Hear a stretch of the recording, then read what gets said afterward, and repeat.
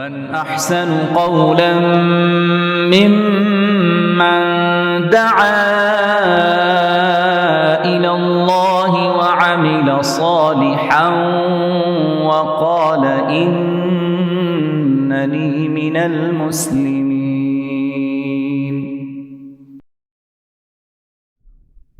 Assalamu alaikum wa rahmatullahi wa barakatuh. Bismillah ar-Rahman ar-Rahim. Alhamdulillahi rabbil alameen. Wa salatu wa salamu ala rasulihi Muhammad wa ala alihi wa sahbihi ajma'in. For the past several Saturdays, we have been trying to focus on family-related issues or family-related matters. There's a lot of things that are going on within our families, and because we don't talk about them from a religious perspective, what eventually begins to happen is that the primary narrative, whether it's a belief or behavior or a practice within our cultures, it becomes the dominant behavior or dominant practice or belief. So that is why it's very important for us that even when it comes to our family related matters or issues, we have to understand what is our deen saying about it. What has our Islam said about those kind of things? Today, inshallah, I want to take and address a question that has come up to me many times in counseling sessions or whether they are phone calls, and that is that what has our deen said about the joint family system? Is Islam recommending it or is Islam against it? How should families handle these kind of issues going forward? So today, inshallah, I want to talk about this. First of all, is that when we talk about the joint family system, the question is that why are people opting for the joint family system? There could be several reasons. Number one is that either the husband's parents are very elderly, they're very senior, they're dependent on him, or number two is that, which we have seen in many cultures and is still a practice till today, that there's not the husband or the man does not have a formal education. Because he does not have a formal education, he is dependent on his father, and so what he has done is that the father may have a really established, well-to-do business, and what usually many fathers do is that they want to, bring their sons and have their sons to be part of their business going forward. So what happens is that the son gets like a very, either he will get like a very basic education, or they will not acquire any kind of education, and they're under this assumption that we'll just be dependent on our father's business, we'll work with our father and so forth. So that is a situation that you find many times too. And the third situation is, which is a reality, once again, I'm not very proud to say this, but it is a reality. And that is that you find many men who have been so spoiled when they're being raised by their parents that they cannot survive without their parents.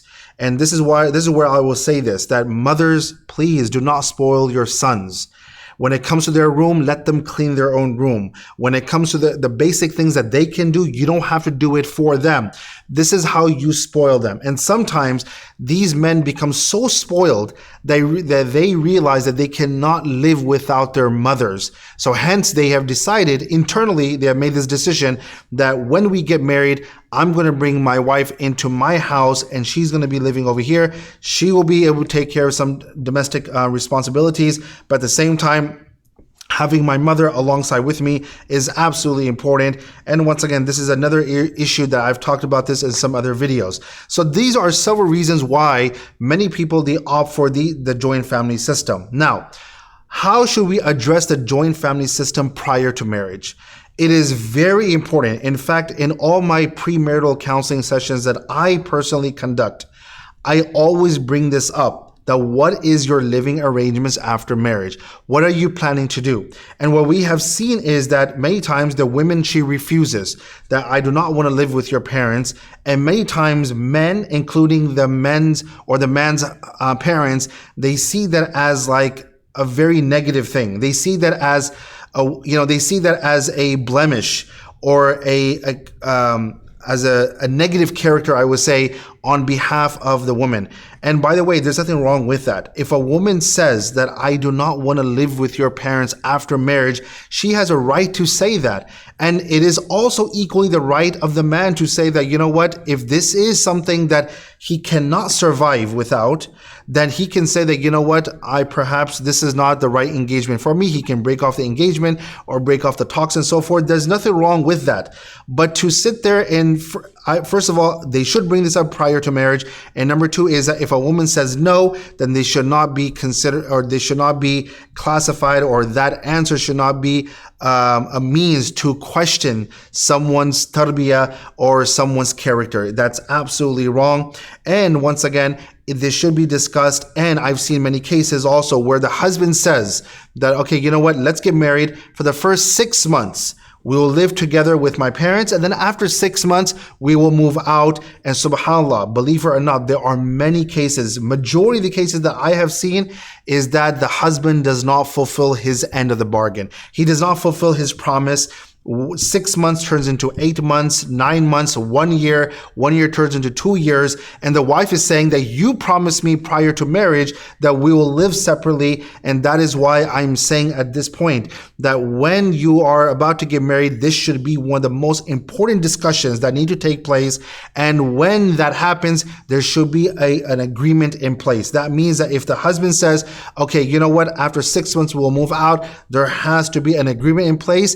And once again, there should be consequences. In my own personal opinion, there has to be consequences. The family should be held accountable. He should be held accountable because he made a promise to his wife. Now, of course, it goes without saying that if he tells his wife, or he does ask his wife that can we just make 6 months into 9 months, and she says absolutely it's fine, then there's no problem with that. But once again, this has to be discussed prior to marriage. Now, what happens after marriage? This is the key thing here. First of all, I must say this. There is no Quranic ayah and there's no hadith of the Prophet ﷺ that recommends the joint family system. It is not virtuous compared to the non-joint family system. There is not one that is preferable over the other. So that is why when people say that this is part of our deen, this is how families are supposed to live, this is how Muslim families are supposed to live, that's absolutely wrong. Once again, as I said earlier, because we have not talked about this for such a long time, that is why many people believe that the cultural system is the Islamic system, and that is not true at all. The next thing that's very important also to understand is that the joint family system is recommended in the case that the husband's parents are absolutely elderly and they are completely dependent on their son and so forth.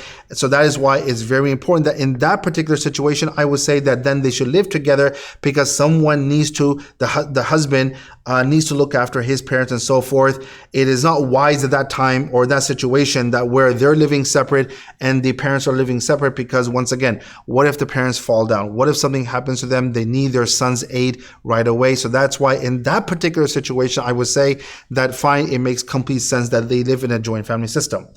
The other situation in which I would say that the joint family system can work is if the woman has her own separate quarter. Now, there are a lot of people, they live in a joint family system.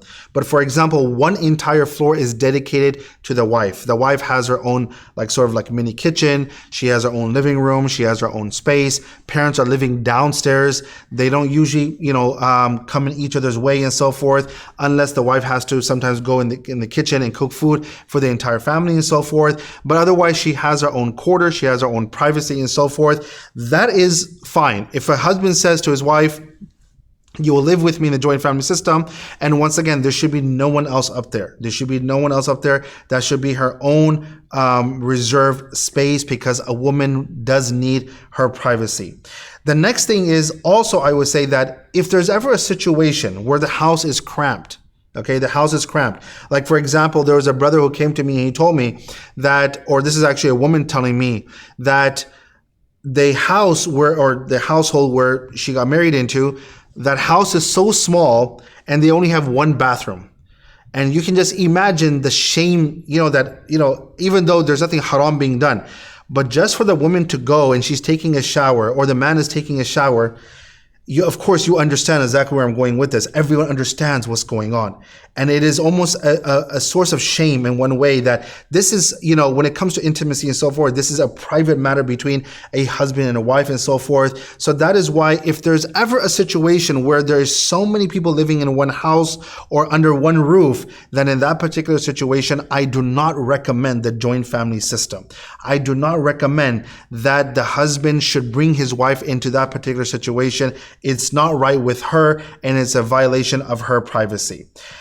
Now, we also find in many religious families, in fact, in many religious families, where there are multiple brothers. So the husband or the person who's getting married, who's the husband, he has many brothers, and they're all living under the same roof. So what happens in that situation is that if he brings a wife into his life and she's living under the same roof, then she has to constantly be in the state of hijab, because when it comes to their brother-in-law, see, once again, in our cultures, there is so much, comfortableness. There is so much, people are very comfortable, I would say, or people do not apply any kind of restrictions when it comes to the brother-in-law. Yes, I'm not saying that when it comes to brother-in-laws, yes, our deen has saying that we have to apply hijab. A sister-in-law has to apply hijab in front of her brother-in-law. There's no question about that. Absolutely no question about that. And yes, you can be in the same room, for example, or like, for example, when families come together, sit down with each other. Of course, the wife should sit next to her husband in that particular situation. But once again, we should not violate the grounds of hijab and so forth. So here's what I'm trying to say. If there's a situation where they have to live under the same roof, then I would never ever recommend that a woman is put in a situation where she has to live with her husband under the same roof where she has brother-in-laws. Because once again, there's a hadith of the Prophet ﷺ narrated by Uqba ibn Amir radiallahu anh, where he said to the Prophet ﷺ, the Prophet ﷺ saying that beware of entering upon women. So the Prophet ﷺ is making us aware that be careful when you enter upon women.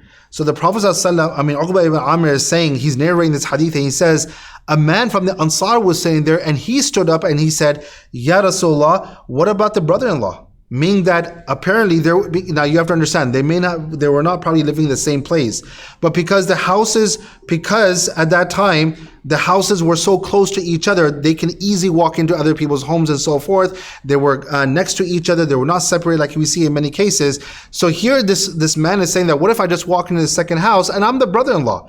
I mean, there's, this woman is married to my brother and so forth. There's a certain level of comfortableness and so forth. What did the Prophet ﷺ say? He says, Alham al-maut. He says, alayhi salam, that the brother-in-law is death. Meaning that there are cases where we find where if the rules and the laws of hijab are violated, then there are cases where we have heard that where there can be infidelity and there is cheating that goes on and so forth. And once again, I don't want to go into too many details here about this, but this is a reality. The fact that the Prophet ﷺ said it, that is it for us. We don't need any more evidence. So that is why I don't ever recommend that if husband and wife have to live under the same roof and she does not have her own private quarter and so forth, and she does not have the liberty to go around the house, but she has to go always in hijab, that this is not fair with any wife. Now there are cases, once again I have to make this clear, there are cases where I've seen where on the bottom floor parents are living, and then the second floor you have one brother's living with his family, and then the next floor another brother's living with his entire family and so forth. They have their own kitchen, they have their own bedrooms, they have their own bathrooms, they have everything completely separated. There's nothing wrong with that. There's nothing wrong with that because they actually have their own, pretty much their own homes. It's just one floor is stacked upon the other. That's all it is. So that's fine. But to live under the same roof, where the wife cannot get out of the house, or she wants to go around the house and she has to be in hijab all day long, it is not right with her, and it's not right for the brothers, because once again, it could become an uncomfortable kind of situation. The last thing I will say also is that we also understand that when it comes to joint families, whether we're talking about the husband's parents come in living in or the wife's parents come living in, it works both ways. So if the husband's parents are living, or if the husband's family is living with him, of course the rules have to be applied over there. Let's just say if the man says, okay, you know what, I'm gonna go and live with my in-laws. So it's also equally important that there has to be hijab over there. And once again, I don't recommend that in case where his wife has sisters. So the man has sister-in-laws and so forth. Once again, you have the hijab issue there too. But let's just say if only the husband's parents want to come and live with their son. Or let's just say if the wife's parents want to come and live with their daughter and so forth. There's nothing wrong with that. But I will lastly say this. it is very important that we talk to our spouse about this. See, many times husbands, they will say that, you know what, it's my parents, I don't need my wife's permission. And what you're doing is that you're violating her space. You understand? You're violating her space. She should be made aware of it. You should have that discussion with her as a man, because that is her right. It's not right that you have people coming in, and there are many families I've seen where then the parents come in, and subhanAllah, the husband his behavior becomes very negative, his character becomes very negative, and many times even when these families come in, they start to mistreat the wife very bad. And so once again, in any situation, if you want to bring the family in, you must discuss this with your family, discuss this with your kids and so forth. And if they can work with each other and everyone is on their best behavior and everyone is respectful, then no problem. You can live in a joint family system. But if you know that there is going to be issues, there is going to be constant conflicts, then I will strongly recommend that you get 2 separate dwellings for your family, for your parents, and for your spouse and your children. I ask Allah subhanahu wa ta'ala to give us tawfiq about these kind of matters. Once again, the reason why I'm addressing this is because this has been a constant question that's come, and there's been many issues in our families and in our communities because we don't have the proper education about these matters. May Allah subhanahu wa ta'ala bring peace to our families. May Allah subhanahu wa ta'ala keep us happy, inshallah, when it comes to our family affairs. Ameen Rabbil Alameen. Jazakumullah khair. Assalamu alaikum wa rahmatullahi wa barakatuh.